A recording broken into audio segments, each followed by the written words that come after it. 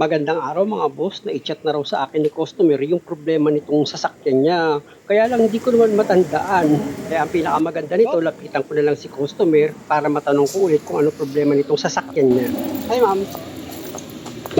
Ano po nararamdaman niya rito, sir? At ito na mga boss, tinanong ko na si customer kung ano nga ang problema nitong sasakyan niya. Yung tinawag ko sa inyo last time, Na, may kalampag sa harap, tapos yung sa preno? yung sa preno sa likod. Pag-fit yan, kaya from start. Pag inapakan kami yung preno, tumutunog dito sa likod sir eh. O dyan, subukan ko nga mga boss, apakan ko itong brake pedal, tsaka ako ngayon start itong makina kung may tutunog dito sa likuran. Ayun, narinig mo yan? Narinig ko yung tunog sa kanan siya. Kaya dito muna ako sa pangalawang problema niya na may lagutukan dito sa harapan pag idinadaan niya ito sa lubak. Kaya pihit-pihitin ko nga itong manibela, pakaliwat kanan. Yun lang, may sabit yung manibela pag nililiko. Ano pinagawa mo dito, sir? Ano pinagawa mo? Ah, wala pa? Swerte naman ni customer, hindi niya pa pinagawa. Steering to. Na kapag nililigo ko ng pakaliwa or pakanan itong manibela, meron siyang lumalagutok. Narinig nyo? Maingay, di ba? Si sir, papihit lang mo na bela, sir, ah. I-manual check up ko muna yung tie rod at rack end niya. Sir, pakipihit mo pakanan. Sige po, tapos laro yung manibela, ganun. Hindi, di ganyan. Yung maliit lang, tapos mabilis. Kaya lang sa nakita ko mga boss, wala namang kalog itong tie rod at rack end niya. At para sigurado nga, hinubakan ko pa itong tie rod kung meron siyang uga. Kaya lang, wala eh. Kaya lilipat muna ako dito sa kabilang side. Sa kabilang side nga, sir. Ganon din mga boss sa pag-check up na gagawin ko. Pinaliko ko itong manibela tapos pinapihit-pihit ko pa kaliwat kanan yan. Ayan o, kung makikita nyo, sinicheck ko itong rack end at tie rod. Wala naman siyang kalog. Kaya mamaya na ako dyan, unahin ko munang check upin yung problema niya sa preno. Tapos yung sa likod, sir, pag nagpreno ka, anong tunog? Yung kanina, hindi siya, hindi ganon. Gaya ng sinabi ko nang inapakan ko yung brake pedal niya, may narinig akong ingay dito sa kanang gulong sa likuran. Sige po, patay yung makina. Kailangan kasi galing siya sa andar, tsaka mo yung switch off itong makina, tapos pag inapakan na itong brake pedal niya, sige. may lalabas na ingay dito sa kanang gulong. Opo. Oh, meron nga. Okay na. Tumunog. Tok, gumanon. Okay na ba? Pakipatay. Ito palang ingay na problema ni customer, matagal na. Una, ang lumalabas na ingay pag inapakan niya yung brake pedal, kumbaga nakakarinig siya ng sipol. Kaya ang ginawa ni customer, ipinagawa niya. Bali, ang ginawa ata, nililis yung preno tapos inadjust. Kaya lang, ilang araw lang, umingi na naman. Kaya ibinalik ulit ni customer dun sa gumawa. Actually, nakatatlong balik nga daw siya dun eh. Kaya sa pangatlong balik niya, nag-suggest na sila na i-replace yung brake drum. Power! Grabe talaga sa lakas itong impact wrench ko.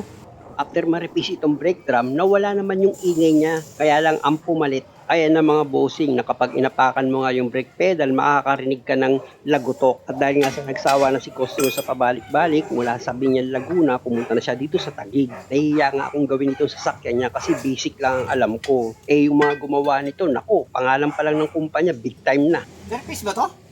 Sir? Na-replace daw ito mga bossing pero ang gaspang nitong disc niya. Kaya may suspect na ako kung saan nanggagaling yung ingay. Pero i-check ko muna itong wheel hub bearing na kung makikita nyo, iniikot-ikot ko yan. At okay naman, hindi naman siya magaspang ikutin. Kaya punta na ako dito sa subject ko mga bossing, itong brake shoe niya. Kumakapit yung brake shoe. Manipis eh, oh. Manipis na yung brake shoe nito eh. Ayan, meron ka dyan? Wala eh. Palitin na ba? Opo, nipis na eh. Actually mga boss, hindi pantay yung pudpud ng lining ng brake shoe. Itong nasa left side medyo makapal pa. Pero itong sa right side, manipis na. Nipis na brake shoe niya, oh. Ayan, oh. Ito makapal. Ito manipis. Alam niyo mga boss, dito sa paghatol ko sa brake shoe ni customer para palitan, nakakasigurado ako dyan na dyan nga nanggagaling yung ingay kapag inaapakan niya yung brake pedal. At dahil nag-go na si customer, gamit yung flat screw, sikwatin ko itong return spring niya dito sa brake shoe para bumitaw yan. Ayan, tanggal ko na isang return spring, tapos dito sa loob, meron pa siyang isang return spring. Itutulak nyo lang yan mga boss para bumitaw itong return spring dito sa brake shoe niya. After nyan, dito ka naman ngayon sa hold-on cup. Gamit ka ng plier, ipitin mo itong hold-on cup, tsaka mo idiin at pihitin mo yan. O, di ba? Para bumitaw siya sa pagkakalak dito sa hold-on pin. At itong brake shoe naman, pre mo na siyang matatanggal dito sa backplate niya. Ganon din dito sa kabilang side ng brake shoe. Gamit yung plier mo, iipitan mo itong hold-on cap niya, tsaka mo siya ididiin, at pihitin mo ngayon. Pwedeng pakaliwa or pakanan para bumitaw siya sa pagkakalak dito sa hold-on pin. At dahil sa wala nang naglalak dito sa brake shoe, pwede mo nang i-pull out yan, pati itong adjuster niya. Ganun lang siya ka-basic mga boss. Sa ilalim ng brake shoe mga boss, may maliit na return spring yan. Ayan yung brake shoe mga boss, kung makikita nyo, di ba? Manipis na siya. At dito naman ako sa isa pang brake shoe, dahil nga sa nakakapit pa yan dito sa handbrake cable. Siyempre, importante na i-disconnect niyo yan dito sa parking lever niya. Pwede naman kamayin nyo lang sa pagtanggal yan. Ayan, kung makikita nyo, medyo masakit lang sa daliri. Pero pagtyagaan ko muna ngayon. Ayan, natanggal ko na itong handbrake cable niya dito sa parking lever.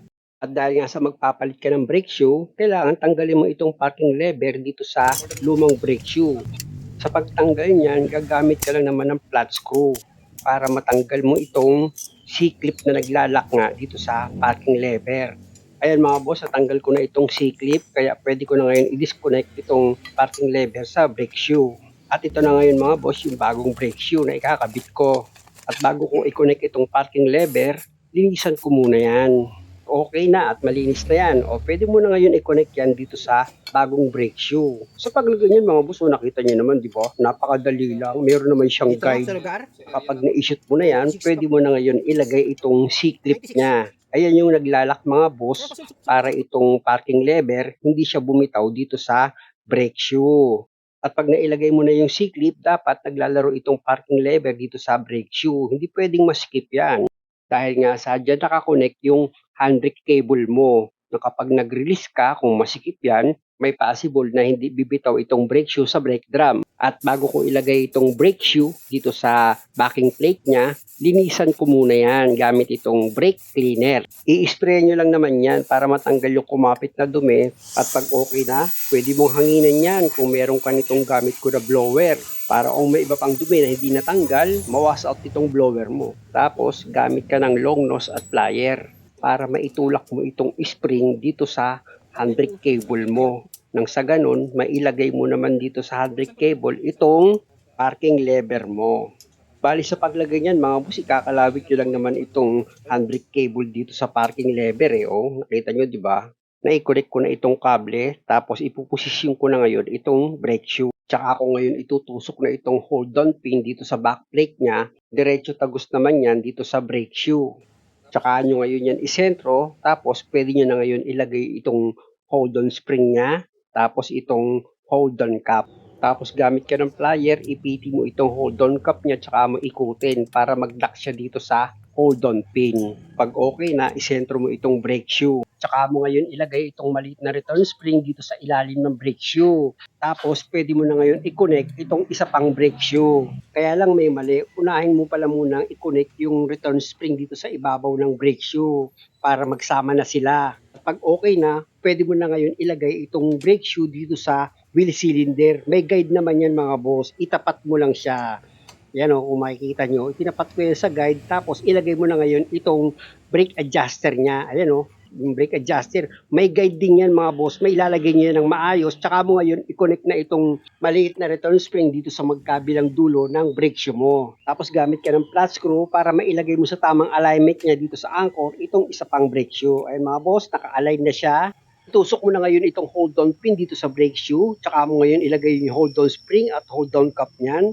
Tapos gamit ka ng plier, ipiti mo itong hold-on cap. Tsaka mo ngayon siya pihitin para mag-lock yan dito sa hold-on pin. After nyan, i-check mo itong hold-on cap na nakalock siya ng maayos dito sa hold-on pin. Pag okay naman, isentro mo itong brake shoe para pag nilagay mo yung drum brake niya, hindi ka mahirapan. Tapos, isunod mo naman sa ilalagay itong adjuster lever dito sa brake shoe. At pag okay na, ikalawit mo na ngayon itong return spring dito sa kanang brake shoe. Tapos, gamit ka ng flat screw para ma-connect mo yan dito sa adjuster lever. Ayan mga boss, yan, diba? Nailagay ko na. Tapos gamit ka na ngayon ng sandpaper, liyahin mo itong ibabaw ng brake shoe mo kasi nga nahawak-hawakan mo yan. Pag okay na at malinis na yan, pwede mo na ngayon gamitan ng hangin mo yan, bugahan mo siya para kahit papano yung mga nakaskas nitong liha mo matanggal.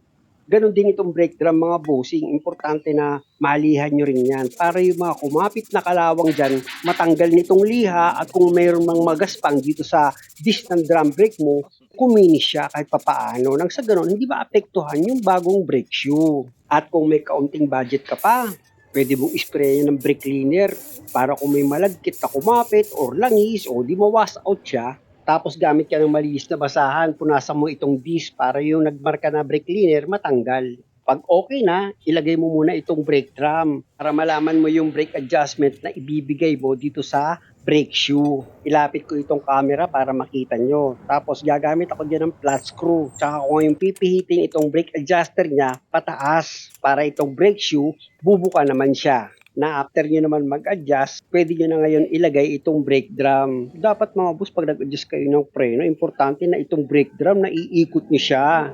Hindi pwede yung sobrang higpit. Kasi pag ganun, pwedeng manikit yung preno nyo. Okay lang sana kung maninikit siya agad. Ang problema, kung kailan malayo na yung biyahe mo, dun palang magsisimulang maninikit itong preno mo. Kaya dapat pag nag-adjust kayo ng preno, huwag naman sobra sa higpit. At higit sa lahat, pag nag-adjust kayo ng preno, dapat balanse. Hindi pwedeng dyan masikip, sa kabilang side maluwag. Dapat ganito, na pag inikot niya itong gulong, freewheeling siya. Lipat naman ako sa kabilang side. Ulitin ko lang yung problema ni customer na kapag sinitsop niya yung makina, tapos in-start niya ulit at inapakan niya yung brake pedal, may lumalabas na ingay or lagutok dito sa bandang likuran. At sa naging assessment ko, dito sa brake shoe nang gagaling yung ingay dahil nga sa yung isang lining nitong brake shoe, manipis na. Tapos kung mapapansin nyo, yung isa makapal. Hindi pantay yung pudpud niya. Check ko naman yung piston nitong wheel cylinder, hindi naman siya stock up. Kaya ang hatol ko rito para mawala yung ingay, pinapalitan ko na lang ito ng brake shoe. Actually, bago ko naman sinimulan yung trabaho, napagawa na ni customer sa ibang mekaniko itong sasakyan niya. Nakatatlong balik na nga raw siya dun sa gumawa hanggang sa naparepis na nga itong brake drum. Kaya lang yung ingay, ganun pa rin, napalitan lang siya ng ibang tunog. At para malaman nyo kung naayos ko itong sasakyan dahil nga sa mahaba pa itong video, abangan nyo sa part 2 mga bossing. Muli, maraming salamat sa panonood. Sana nakakuha kayo ng idea at kung okay lang sa inyo, pasubscribe naman itong channel ko. Salamat ulit!